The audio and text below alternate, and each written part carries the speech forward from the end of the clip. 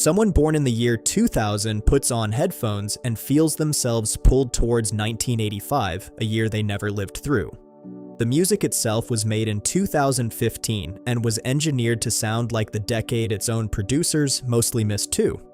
And the strange part is that the ache is real, even though the thing being ached for was assembled out of other people's photographs and other people's films. We have learned to be homesick for a home we have only ever seen secondhand.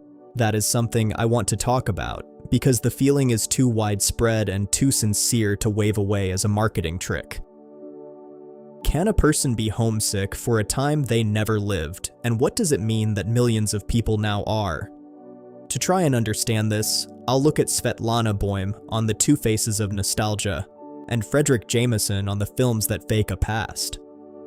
Also, Mark Fisher on the futures we lost, and Simon Reynolds on a culture that cannot stop replaying itself. The answer to the question has to explain why the longing feels true, and why it points to a place that was never real. In 1688, a Swiss medical student named Johannes Hofer invented the word nostalgia for his doctoral thesis.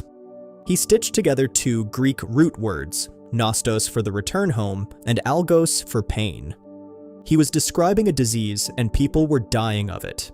Swiss mercenaries hired out to fight other countries' wars were collapsing far from home, losing their appetite and their sleep, wasting away from nothing a surgeon could find.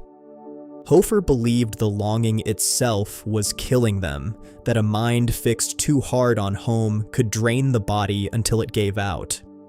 Back then, nostalgia meant something exact, a sickness for a real place, the kind of home a person could in principle walk back to.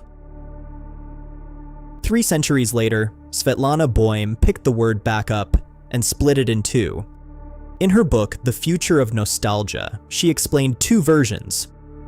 Restorative nostalgia, which wants to rebuild the lost home brick by brick and treats its version of the past as simple truth. And reflective nostalgia, which knows the home is gone and lingers in the ache instead, in the ruins and the faded edges. Restorative nostalgia builds monuments and writes national myths, while reflective nostalgia just wallows with the loss and turns it over and over. The next time a wave of longing hits you for a time you cannot quite place, ask yourself which kind of nostalgia it is. Because one of them wants to drag you backward, while the other only wants to be felt. For a while, that distinction seems to settle the whole thing. The kid streaming synthwave is not trying to rebuild 1985 or taking anybody back into it. He's doing the gentle, reflective kind, lingering in a mood and enjoying the patina without mistaking it for fact. Boym herself treated reflective nostalgia as the healthy, ethical one. It is ironic and self-aware, able to hold longing and clear thinking together in the same hand. So where is the harm in nostalgia? A generation of people found a feeling they like and a soundtrack to match, the whole vaporwave and synthwave trend. It's the Stranger Things glow, a warm synth and a sunset filter laid over a decade that's never coming back. Most takes online stop right about here, treating all of it as harmless aesthetic comfort food, like a vibe and nothing more. I think that interpretation is too easy, and it actually misses what the longing itself is actually pointing at. Because if this were only a mood, it would drift, the way moods do. This one has gripped an entire culture for going on 2 decades, and a feeling that durable is usually standing on top of a loss we have not identified yet. Fredric Jameson saw the problem forming back in the 1980s, while it was still taking shape. He noticed a kind of film he called the nostalgia film, movies that recreated a past so lovingly they stopped pointing at history at all. His example was Body Heat, a thriller shot in present-day Florida in 1981, framed and lit so carefully that the whole thing felt like 1940s noir, every modern detail kept just out of frame. The film never sought the actual 40s, what it longed for was the look of older films about the 40s, just a copy of a copy with no real decade underneath. Jameson called this pastiche, imitation with the original missing, and he gave it a name that should sound familiar, nostalgia for the present. Mark Fisher took that idea further and made it hurt. Fisher borrowed a word from the philosopher Jacques Derrida, hauntology, and turned it into a diagnosis of our entire moment. What haunts us, he argued, are the futures that were promised but never showed up. He called it the slow cancellation of the future, a sense that culture had stopped producing anything that felt new and had started endlessly recycling what came before. And here is where the 1980s aesthetic gives itself away. The chrome and the glowing grids running to the horizon, that imagery was how the future used to look. It was the tomorrow that 1985 believed in, the flying car optimism, the sense that technology was carrying everyone somewhere brighter. So when a kid born in 2000 aches for that aesthetic, what they are really reaching for is a future. The brighter tomorrow that 1985 promised but that got quietly cancelled. Simon Reynolds gave the symptom its blunt name.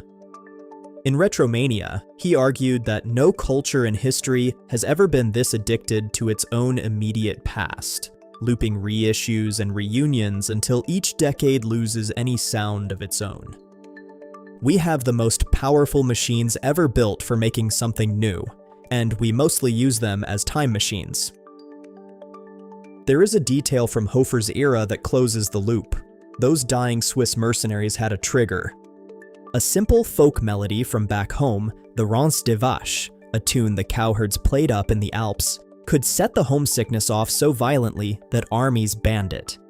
Rousseau recorded this in 1767, that soldiers caught singing or even humming the song faced harsh punishment, because hearing it could pull a man into a longing strong enough to make him desert or sicken and die. A melody, powered by nothing but memory, reaching into the mind and switching on a grief for home. Now think about what the genre of synthwave is. It's like the Rance des Vaches for a generation of people that has no Alps to be sick for. It is a melody that was built on purpose to trigger a homesickness, except the home is a place you were never alive to lose. You were not there in 1985. What is reaching into you is not your own memory at all. It is a borrowed one, a postcard from a future that the people who mailed it never got to live in either. So the longing is real, but the home it points to is not. The ache a 2000s kid feels for a neon decade is every bit as physical as what killed those mercenaries, and it sits on a loss just as concrete, though the thing that was lost is harder to point at. What got taken from us was a direction. The plain belief that tomorrow would arrive stranger and better than today. Reynolds put his finger on the danger when he warned that nostalgia can become a stealth form of conservatism, like a fear of the future wearing the costume of love for the past. A culture that loses faith in its power to build something new does not stop dreaming. It aims its dreams backward toward the last moment when the future still felt open. That's what lives inside all that warm analog synth, a civilization homesick for its own ability to imagine forward. The kid in the headphones is not confused, and the feeling they experienced is not fake. They picked up a real signal, the same one Hofer's soldiers got in a cowherd song, except theirs points to a home that is in no atlas and no memory. The decade they miss was never the destination. It was the last place the future still looked like it was on its way. And maybe the real task is to hear what the homesickness is actually asking for, and to start building forward again instead of streaming the ache on a loop. So tell me this in the comments. What is one piece of the future you were promised growing up that you never got to see? And do you miss the thing itself, or do you miss believing it was still coming?